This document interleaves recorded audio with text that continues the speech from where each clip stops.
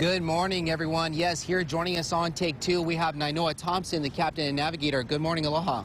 Aloha, thank you. And we also have Kelly Tam Singh, part of the medical team. Good morning, Kelly. Good morning. And they're here joining us here on Take Two to give us an update on what has been happening, because if you've been watching Wake Up Today, we've been talking about a lot of excitement because of, the voyage is being delayed of the weather conditions, but now it's COVID-19, and we're doing a really great job at just taking the extra precaution for everyone's safety. But for those who are just joining us here, Nainoa, can you tell us a little bit on what we know so far when it comes to one of the crew members who was exposed last week? Right. Kelly, help me if I not correct. Okay. One of our crew members was exposed last week and didn't have symptoms, but were on one of our training sails on Thursday afternoon, and so that person was on Hikeanalia. Okay. And so we know that there was some exposure there, but keep in mind the winds were 30 knots that day, and it was really rough. So it was, so then she took a test. Mm-hmm. We understand last night, and it was found positive today. Okay. So that's why we're very, very conservative, and our highest value is health. Mm-hmm. So we're just taking all the procedures and process we need to make sure that this trip to Hilo, the crew is clean. Mm-hmm. And do know, if that leg from Hilo to Tahiti, anybody's sick on that leg, the voyage is over, because we're going to have to come back. So that our crews are semi in quarantine now. That's why you see so little people here, because we wouldn't let them come down for departure. But thank you. Now, was this person who tested positive set to go on this voyage this morning? Yes. Okay, so that's why that person took a COVID-19 test. Yes. And came out positive. Okay, so there has been an update. Kelly, you're part of the medical staff team. Tell us how the tests have been going so far. So far, they're going good. We've tested. Essentially, there was an exposure on Thursday. Mm-hmm. There hasn't. The people that were on the people that are exposed have all been tested via antigen test, okay.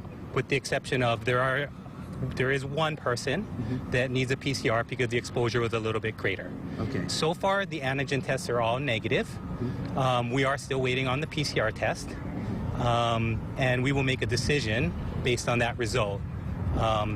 Hopefully, the result will come back in the next few hours. And this has all happened within the last hour. All the crew members taking that antigen test, all of them coming out negative, which is a good sign. Mm-hmm. We're just waiting on one person and one PCR test. Correct. Now, if that PCR test comes out positive, this is a no-go. If that PCR test comes back positive, yes.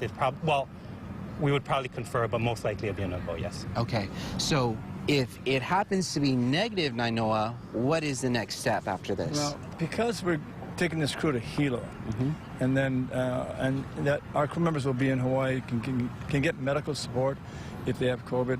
We're not that worried about it. It's the crew from Hilo to Tahiti is the one. You're out there in the wild, and you have no support system. So that's the one that we're less worried about the trip to Hilo. It's a 2.5-day trip. Mm-hmm. We can get medical attention at any of the islands, and so we have the support systems here. But once we leave Hilo, you are in the wild.